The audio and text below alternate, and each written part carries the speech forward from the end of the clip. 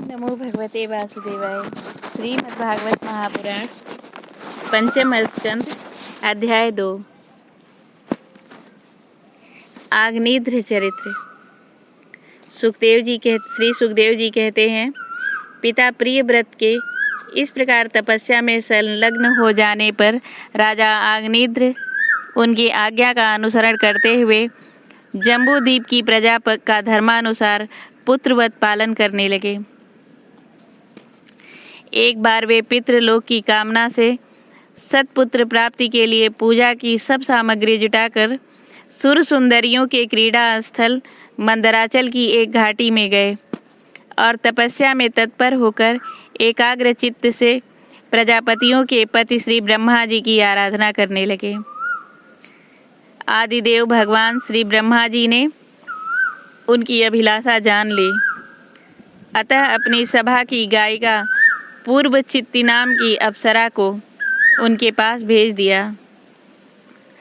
आग्नेध्र जी के आश्रम के पास एक अति रमणीय उपवन था। वह अप्सरा उसी में विचरने लगी।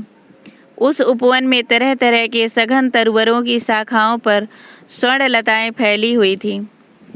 उन पर बैठे हुए मयूर आदि कई प्रकार के स्थलचारी पक्षियों के जोड़े सुमधुर बोली बोल रहे थे। उनकी खट जाति स्वर युक्त ध्वनि सुनकर सचेत हुए जल कुक्कुट, कारंडव एवं कालहंस आदि जल पक्षी भांति भांति से कूजने लगते थे। इससे वहां के कमल वन से सुशोभित निर्मल सरोवर गूंजने लगते थे। पूर्व चित्त की विलासपूर्ण सुललित गतिविधि और पाद विन्यास की शैली से पद पद पर उसके चरण नूपुरों की झनकार हो उठती थी। उसकी मनोहर ध्वनि सुनकर राजकुमार आग्नेध्र ने समाधि योग द्वारा मूंदे हुए अपने कमल कली के समान सुंदर नेत्रों को कुछ कुछ खोल कर देखा तो पास ही उन्हें वह अप्सरा दिखाई दी। वह भ्रमरी के समान एक एक फूल के पास जाकर उसे सूंघती थी तथा देवता और मनुष्यों के मन और नैनों को आह्लादित करने वाली अपनी विलासपूर्ण गति, क्रीड़ा चापल्य, लज्जा एवं विनय युक्त चितवन, सुमधुर वाणी तथा मनोहर अंग अवयवों से पुरुषों के हृदय में कामदेव के प्रवेश के लिए द्वार सा बना देती थी। जब वह हंस हंस कर बोलने लगती तब ऐसा प्रतीत होता मानो उसके मुख से अमृतमय मादक मधु झर रहा है। उसके निःश्वास के गंध से मदान्ध होकर भौरे उसके मुख कमल को घेर लेते। तब वह उनसे बचने के लिए जल्दी जल्दी पैर उठाकर चलती तो उसके कुछ कलश, बेड़ी और करधनी हिलने से बड़े ही सुहावने लगते। यह सब देखने से भगवान कामदेव को आग्नेध्र के हृदय में प्रवेश करने का अवसर मिल गया और वे उनके अधीन होकर उसे प्रसन्न करने के लिए पागल की भांति इस प्रकार कहने लगे, मुनिवर तुम कौन हो? मुनिवर्या तुम कौन हो? इस पर्वत पर तुम क्या करना चाहते हो? तुम परम पुरुष श्री नारायण की कोई माया तो नहीं हो? भौरों की ओर संकेत करके, सखे तुमने ये बिना डोरी के 2 धनुष क्यों धारण कर रखे हैं?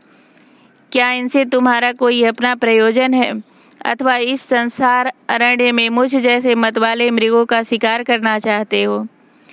कटाक्षों को लक्ष्य करके तुम्हारे ये 2 बाण तो बड़े सुंदर और पैने हैं। अहो, इनके कमल दल के पंख हैं और देखने में शांत हैं और हैं भी पंखहीन। यहाँ वन में विचरते हुए तुम इन्हें किस पर छोड़ना चाहते हो? यहाँ तुम्हारा कोई सामना करने वाला दिखाई नहीं देता। तुम्हारा यहाँ पराक्रम हम जैसे जड़ बुद्धियों के लिए कल्याणकारी हो। भौरों की ओर देखकर, भगवन तुम्हारे चारों ओर जो ये शिष्यगण अध्ययन कर रहे हैं वे तो निरंतर रहस्य युक्त सामगान करते हुए मानो भगवान की स्तुति कर रहे हैं और ऋषिगण जैसे वेद की शाखाओं का अनुसरण करते हैं उसी प्रकार ये सब तुम्हारी चोटी से झरे हुए पुष्पों का सेवन कर रहे हैं। नूपुरों के शब्द की ओर संकेत करके, ब्राह्मण, तुम्हारे चरण रूप पिंजड़ों में तो तीतर बंद है। उनका शब्द तो सुनाई देता है, परंतु रूप देखने में नहीं आता। करधनी सहित पीली साड़ी में अंग की कांति की उत्प्रेक्षा कर तुम्हारे नितंबों पर यह कदम्ब कुसुमों की सी आभा कहाँ से आ गई? इनके ऊपर तो अंगारों का मंडल सा भी दिखाई देता है, किंतु तुम्हारा वल्कल वस्त्र कहाँ है? कुसुम मंडित कुचों की ओर लक्ष्य करके, द्विजवर, तुम्हारे इन दोनों सुंदर सींगों में क्या भरा हुआ है? अवश्य ही इनमें बड़े अमूल्य रत्न भरे हैं। इसी से तो तुम्हारा मध्य भाग इतना कृश होने पर भी तुम इसका बोझ ढो रहे हो। यहाँ जाकर मेरी दृष्टि भी मानो अटक गई है। और सुभग, इन सींगों पर तुमने यह लाल लाल लेप सा क्या लगा रखा है? इसकी गंध से तो मेरा सारा आश्रम महक उठा है। मित्रवर, मुझे तो तुम अपना देश दिखा दो, जहाँ के निवासी अपने वक्ष स्थल पर ऐसे अद्भुत अवयव धारण करते हैं, जिन्होंने हमारे जैसे प्राणियों के चित्त को क्षुब्ध कर दिया है, तथा मुख में विचित्र हाव भाव, सरस भाषण और अधरामृत जैसी अनूठी वस्तुएं रखते हैं। प्रियवर, तुम्हारा भोजन क्या है, जिसके खाने से तुम्हारे मुख से हवन सामग्री की सी सुगंध फैल रही है? मालूम होता है तुम कोई विष्णु भगवान की कला ही हो, इसलिए तुम्हारे कानों में कभी पलक न मारने वाले मकर के आकार के 2 कुंडल हैं। तुम्हारा मुख एक सुंदर सरोवर के समान है, उसमें तुम्हारे चंचल नेत्र भय से कांपती हुई 2 मछलियों के समान, दंत पक्ति हंसों के समान और घुघराली अलकावली भौरों के समान शोभायमान है। तुम सब अपने कर कमलों की थपकी से मारकर इस गेंद को उछालते से थपकी मारकर इस गेंद को उछालते हो, तब यह दिशा विदिशाओं में जाती हुई मेरे नेत्रों को तो चंचल कर ही देती है, साथ साथ मेरे मन में भी खलबली पैदा कर देती है। तुम्हारा बांका जटाजूट खुल गया है, तुम इसे संभालते क्यों नहीं? अरे यह धूर्त वायु कैसा दुष्ट है, जो बार बार तुम्हारे नीवी वस्त्र को उड़ा देता है। तपोधन, तपस्वियों के तप को भ्रष्ट करने वाला यह अनूप रूप तुमने किस तप के प्रभाव से पाया है? मित्र, आओ कुछ दिन मेरे साथ रहकर तपस्या करो, अथवा कहीं विश्व विस्तार की इच्छा से ब्रह्मा जी ने ही तो मुझ पर कृपा नहीं की है। सचमुच तुम ब्रह्मा जी की ही प्यारी देन हो। अब मैं तुम्हें नहीं छोड़ सकता। तुम में तो मेरे मन और नयन ऐसे उलझ गए हैं कि अन्यत्र जाना ही नहीं चाहते। सुंदर सिंहों वाली, तुम्हारा जहाँ मन हो मुझे भी वहीं ले चलो। मैं तुम्हारा अनुचर हूँ और तुम्हारी ये मंगलमयी सखियाँ भी हमारे ही साथ रहें।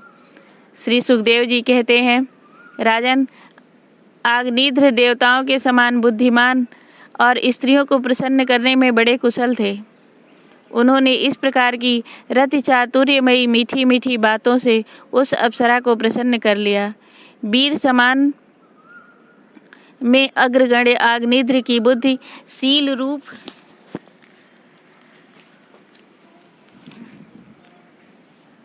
वीर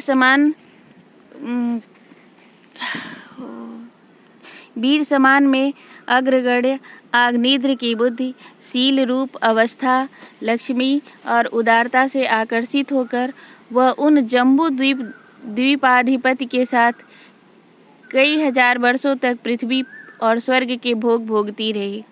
तदंतर नृपवर आग्निध्र ने उसके गर्भ से नाभि किम पुरुष, हरिवर्ष, इलावृत, रम्यक, हिरण्यमय, कुरु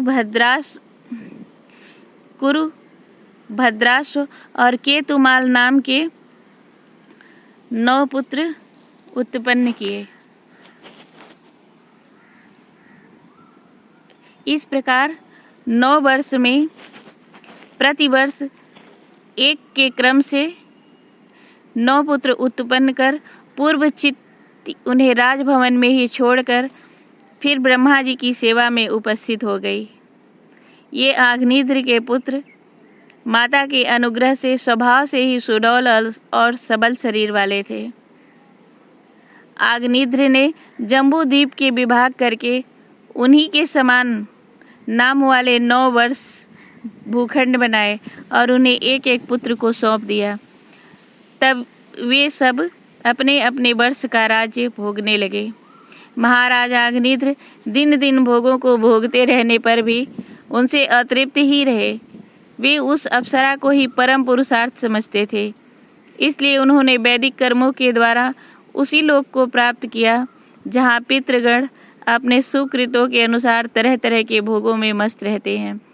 पिता के परलोक सिधारने पर नाभि आदि 9 भाइयों ने मेरु देवी, प्रतिरूपा, उग्रदृष्टि, लता, रम्या, श्यामा, नारी, भद्रा आदि देववीति नाम की 9 कन्याओं से विवाह किया।